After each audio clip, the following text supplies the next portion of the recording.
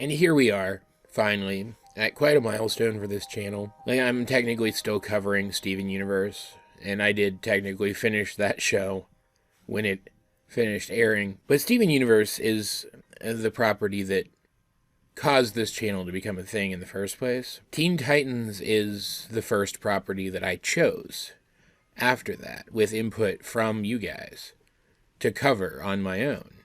And here we are at the final episode of that series. And it's an episode that I've gone on the record saying that I don't like. And that's not entirely true. There's more nuance to it than that.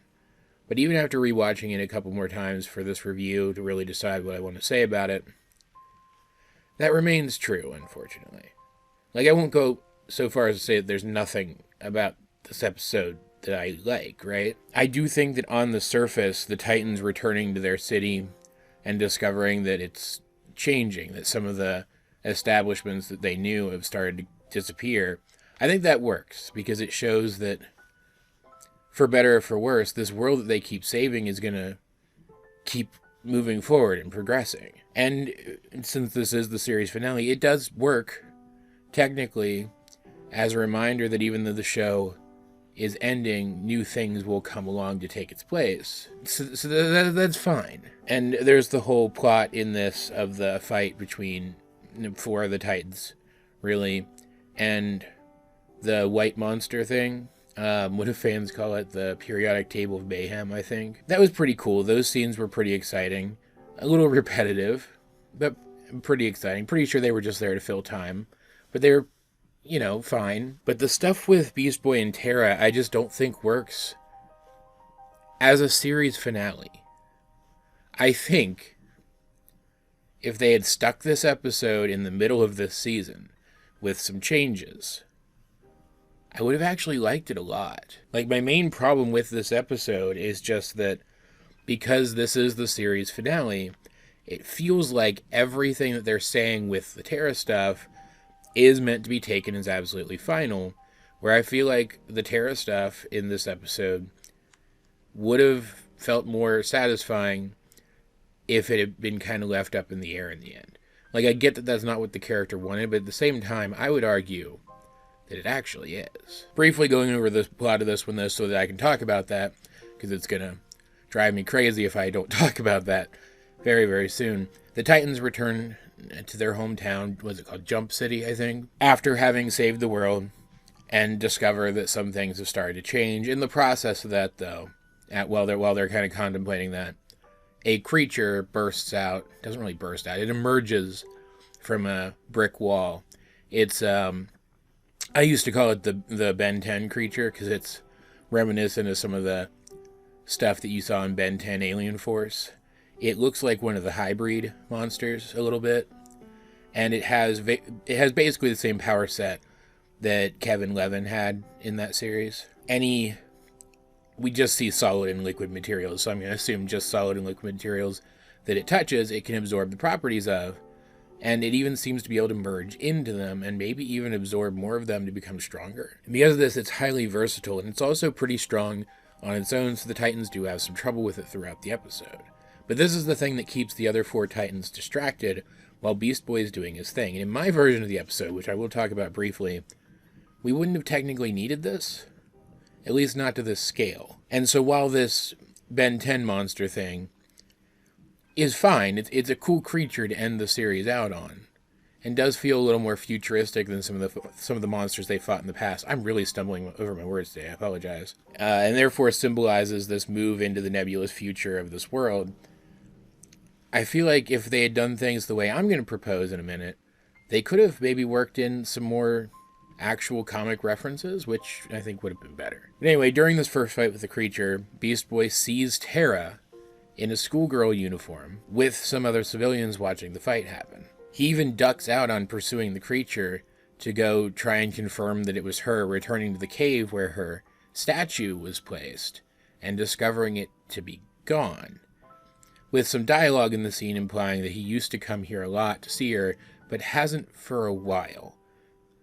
Which tells us that this could have happened recently, or it could have happened a while ago, if it happened at all. The main through line of the episode, the main intrigue of the episode, is that by the end, we still don't know 100% for sure whether or not this person is actually Terra. So Beast Boy goes around to some of her old favorite haunts, but she never shows up. And even after the other Titans return and ask him to help try to fight this creature, because they still haven't beaten it yet, he says, no, I'm going to go look for Terra. And he finds her seemingly by chance at a school with some other schoolgirls. And this is where things start to get a little confusing, because it feels like they didn't really flesh out her side of things as much as they probably should have to make this work.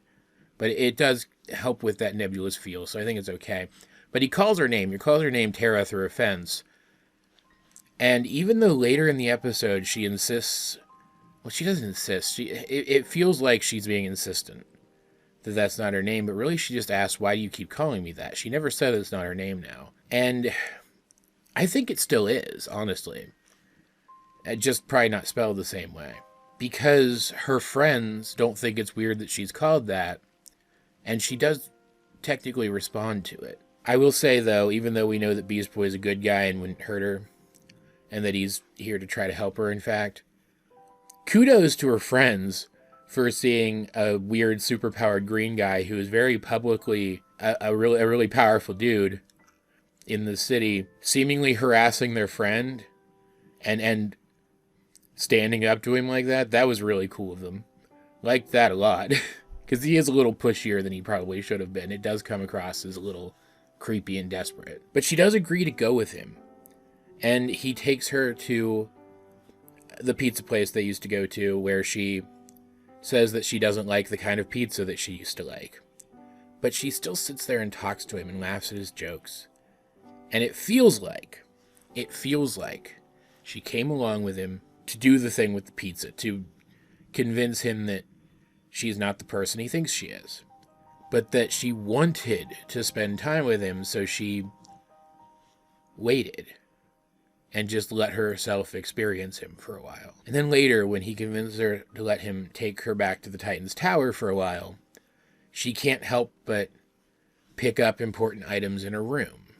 And she stays long enough to go stand out on the island and skip rocks with him like they used to. She does want to reclaim that life. She just can't bring herself to reach out and grab hold of it. Like, she keeps saying she's not the person that he thinks she is, but she never once says she's not Terra. And the reason why I am 100% certain that she is, and that she does remember who she just is trying to forget, is because there's a completely unexplained instance of a Slade bot showing up to attack Beast Boy at one point while he's going around being contemplative and junk. And the only thing that the Slade bot does the entire time that it's there is insist that she doesn't want to be that person anymore. She doesn't want to remember her past. And then Beast Boy kicks its ass. And why would Slade have sent a Slade bot to do that? Frankly, he wouldn't have, right? The only person who could have programmed it to do that and then sent it after Beast Boy is Terra herself, who would know how to do that since she worked with Slade. And when he goes to her school at the end to confront her again, only to be called away to help the Titans finally defeat this creature, supposedly. We don't actually ever see it happen, which is another disappointment. The dialogue there, again, suggests that this entire time, while she has been enjoying his company, and that has been her weakness, she has succumbed to that weakness a bit. This entire time she's been telling him without outright telling him, because she knows that it'll hurt him too much, that she just doesn't want to be that person anymore. And again, because this is the final episode of the series, that sounds so final. Even though there's stuff in the comics that would have been a great opportunity for them to bring their version of Terra back and adapt some later stories, but with her instead. Like the whole Terra 2 thing, for example, which I'm not going to get into that. Look it up if you want. And I do feel like that's kind of what they were going for. They wanted people to be so, questioning of this, that they would give the network crap and give them more episodes, maybe. Like, I feel like that was probably part of this, right? Even if it was like the cynical part, right? And I do get what they were going for in general here with that whole melancholy of having to let things go thing. But the Titans have always been a family, man.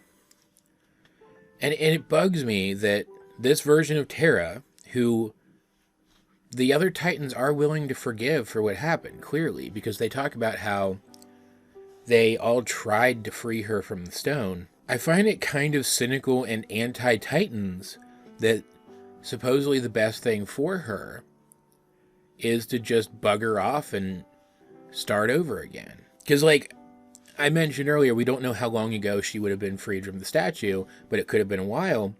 If she worked with Slade, this criminal mastermind guy with all these connections, it's entirely possible she could have set herself up with this new life. I question why she didn't do it in a different city where the Titans would be less likely to see her, which does feel like a plot hole, but I actually think it's more evidence that she wanted to be found by the Titans, because the United States is huge. She could have picked any other city. And we even have kind of a baked-in reason for why it might have happened.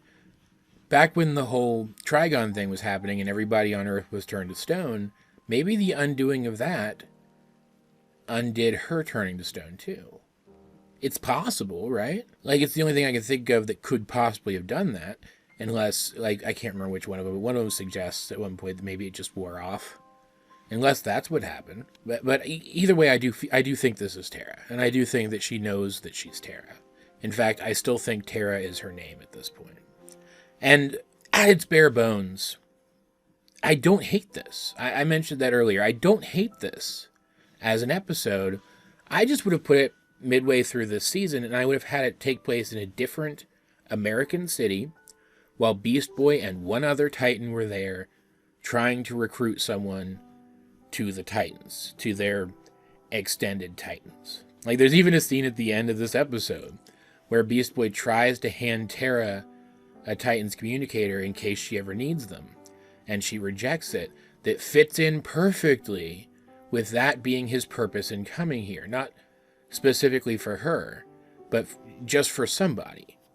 Let's say, for example, some version of the same creature that the Titans fought in this is in the episode, but we don't know specifically that that's what it is yet when our characters arrive. They just know that as they've been traveling around recruiting people, they've been hearing reports from this city of weird damage to various buildings and streets that could conceivably be caused by somebody moving the earth, but could also be caused by a creature that can absorb materials and then goes on a berserker rampage. And so when the creature appears and Beast Boy and whichever Titan is with him fight it the first time, the other Titan that's with him thinks that it's this creature that's been causing the damage, but he's already seen Terra. And since they're here in part because, hey, this might be evidence of a young hero that we can recruit, even though he doesn't say who he thinks it is immediately, he says that he has another lead, thinking that it might have been Terra who did this stuff. And he goes after her, and we still get the bulk of this episode. We just wouldn't get the other four Titans, like, talking about stuff as they're going after the creature. Like, they couldn't specifically go to the tower, but Beast Boy could find a different pizza place for them to try out, or a diner that serves pie, or a river where they could skip rocks. Just reminiscent stuff, rather than exactly the same. We could still get the bulk of this episode, including him trying to recruit her in the end as, like, a last-ditch effort, and her rejecting him, and him basically just being like, well, you still know where we are if you need us, or whatever, like, cynically, right? And then going off to help defeat the monster thing that maybe Terra was fighting in her spare time, and that's where all the damage came from, you know? You could work it into the mystery of, is this her or is it not her? And then it still has that whole, like, melancholy things change vibe to it, but it feels less final, like maybe they're leaving the door open for her to maybe possibly return in some form later once she's gotten her shit together, if the series continues. And also, this super melancholy, almost anti-nostalgia episode of the show isn't the final episode of the show. Like, this episode does kind of half reassure us, like, hey, you know, stuff's going to continue. Even if the show's done forever, stuff is going to continue in this world. It's fine. The story's not over yet. You can headcanon whatever you want for what happens next. But at the same time, it also kind of says, but don't look back too much, because that's bad. Living in the past is bad. And I don't agree with that. It bugs me, and even if it's something that you want to put into your show because you want your viewers to think about it, I don't think it should be the note that you end your show on. That kind of melancholy, right? It gives this otherwise upbeat show a very uncharacteristic downer ending. And I know some of you guys have tried to explain to me in the comments why you like that, and I'm glad you do, genuinely. I disagree with you, and I'm sorry for that. But I do.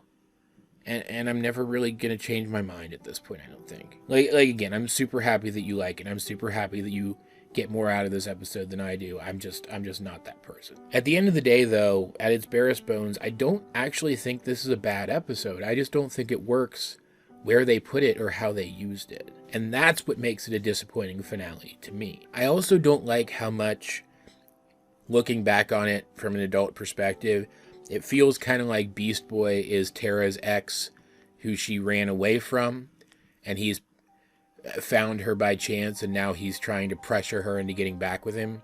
That kind of bugged me, made him seem like kind of a creep. I'm probably reading too much into things, but I don't think it's an unfair reading of the text. Let me know if I'm wrong, I guess. Still, just not a good finale, I don't think.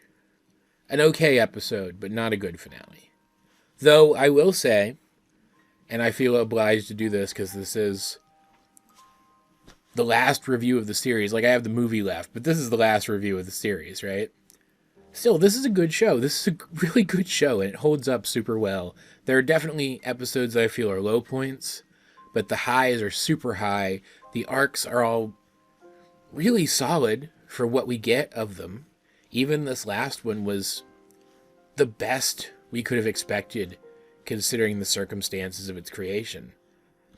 It's a really fun, entertaining show that I think still holds up, and I understand why fans want it to continue in some form or another. Now, I understand there are some comics that apparently take place after this, or sort of around this time in the show, that are set in the show's world. I'll probably read those and cover those at some point too. I don't know how canon they're supposed to be. I'll have to look into that. So maybe it did continue in a form and I just didn't know about it until recently. But I understand why fans still want this world to continue to develop. There's a charm to it. The fact that it is so unapologetic about its comic bookiness. I like that a lot. And if they announce that this show is going to get more seasons tomorrow, I'd be on board with at least giving it a try, right? Like, I was on board with Teen Titans Go for a while before it revealed itself to be, just dog shit that doesn't try, right? But at the same time, what we got was excellent. And so I'm content with it. It's a very watchable show. It's a very enjoyable show. It's a very rewatchable show, for sure. And if you've somehow gotten through this entire review series without ever having watched it, or this is the only video from that series you've watched, I definitely highly recommend it. I don't think you'll be let down.